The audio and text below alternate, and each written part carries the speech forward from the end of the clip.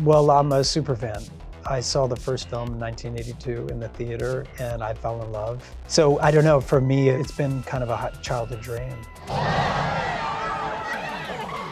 Since the beginning, Tron has had this symbiotic relationship with video games as an art form, and I'd like to know in that spirit what each of your first experiences with video games were, maybe what your first game ever was. Easy one for me to take, I guess, because the first video game I really played was Tron.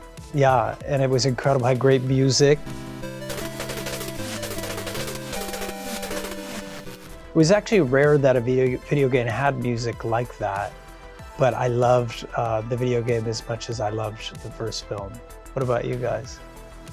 The only video game I've ever played is Pong. Oh, Pong. Hey, it's a very classic game. Yeah. It was my first one, but I actually haven't played that many since then. Having two boys that perpetually asked me if we could download GTA and war games, I would say I've changed my opinion about gaming, I think, because of those. But then, you know, something like Fortnite comes along that feels like it's filled with so much, even though it's got guns, etc. It feels like it's filled with joy and fun, and that they genuinely are engaged with friends in it, rather than so. It's my opinion's changed, but it's only been through the eyes and the experience of being a parent to two boys. Evan, how about you? Are you a gamer at all? Yeah, and NES I think was huge for me. I was, Mario 1 and 2 and Excite-Bike, California games. Those were kind of on rotation constantly. That was before 64. I wasn't really allowed to play video games growing up. So the one that I got to play was Tetris because it seemed like learning adjacent. So I played. That's so sick, You can't right? get too wild playing Tetris. Oh yeah, level 10. You know. Woo, things get crazy.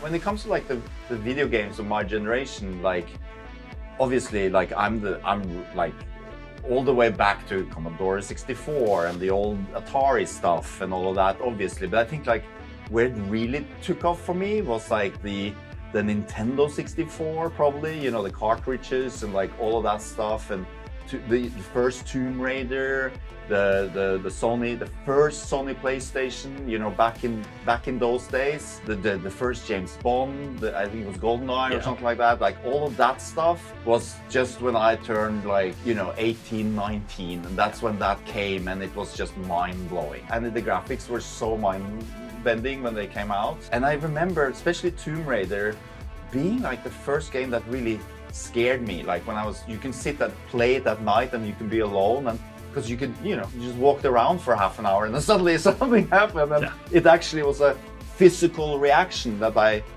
felt was like, oh, this is the next level. At least it was for me. Also, there was one more thing on the Alien 3 cartridge. That was the beginnings of something, when it was like walking around in the tunnels, and like that was also scary. And I remember, okay, now games are giving me sort of the same kick as a movie, so that was the beginnings for me. Jared, you were sort of a driving force of getting Tron Ares to the starting line. What was it about Tron that made you so passionate about throwing your weight behind it? Well, I'm a super fan. I saw the first film in 1982 in the theater and I fell in love, and I loved the second Tron. So I don't know, for me it's been kind of a childhood dream. And when the opportunity came up to be a part of it, we were like, absolutely. But it was interesting how it started. It really just started from a word, from a name, Ares. And then everything followed. So 9 years later, here we are. What are you? I'm looking for something. Something I do not understand. Greta, obviously Eve Kim is sort of this interesting protagonist for a movie in 2025. She is a tech CEO. Was it important to sort of model what like an ethical tech CEO looks like? I wasn't really worried about that because we were really lucky that we had access to some incredible people throughout. Dr. Fei Li, who's actually in the movie. We have our TED Talk scene together. She is considered the grandmother of AI, and she created ImageNet, and she has been one of the pioneers for all of this. And It was interesting to find that her perspective really leaned into the humanity of all of these innovations and asking the question, how do we ensure all of these things are human-centric? And I think collectively for all of us, that was a big central theme for this movie. Finding a way to honor this incredible legacy of Tron, making sure we have something for all of the fans, but thinking about where to go from there and how to reflect what's going on right now, but doing it in an entertaining way and not in some sort of like teaching way. And I think you guys strike that balance very well in the film. And then Jillian and Evan, for you two, you're sort of the other side of that coin in this film, where your characters are maybe a little less ethical. What were the most fun aspects of playing like less savory characters?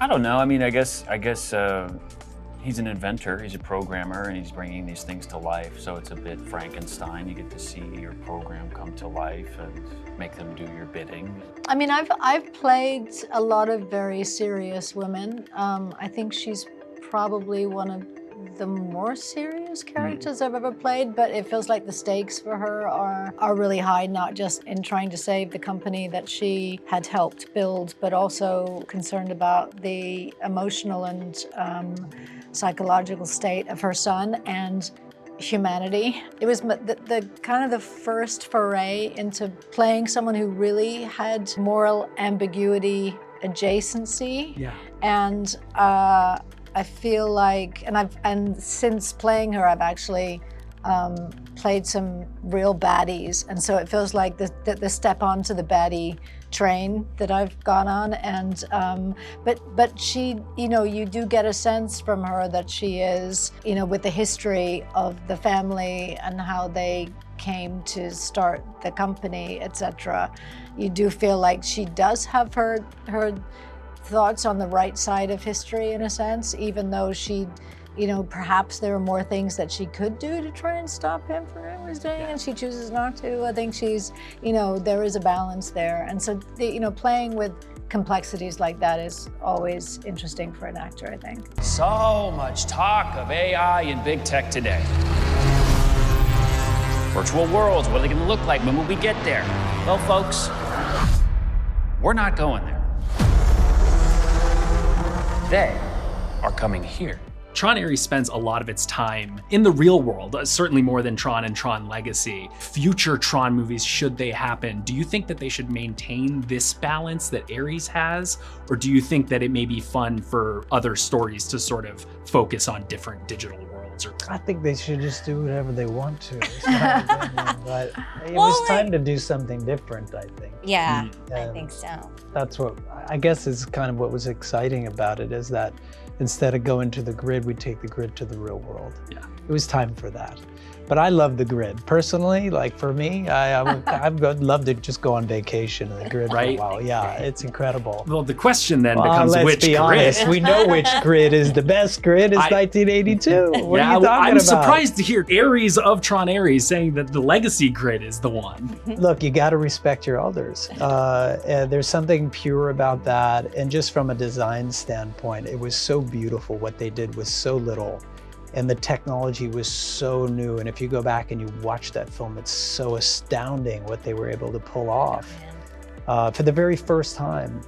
Unheard of. But yeah, I would definitely go back. And there is a part of this film, I don't want to give it away, that was really a selfish desire of mine. Oh, is that where it came from? Yeah. Thank God for it, because it's You one of the know, coolest part of the yeah. movie. Well, I appreciate that. Yeah. But it was really just a way for me to like, I gotta go there, and Yeah. especially with you know, our patron saint who's not here today, Mr. Jeff Bridges. Malfunctioning program who wants to live.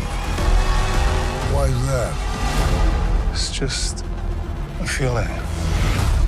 Fascinating.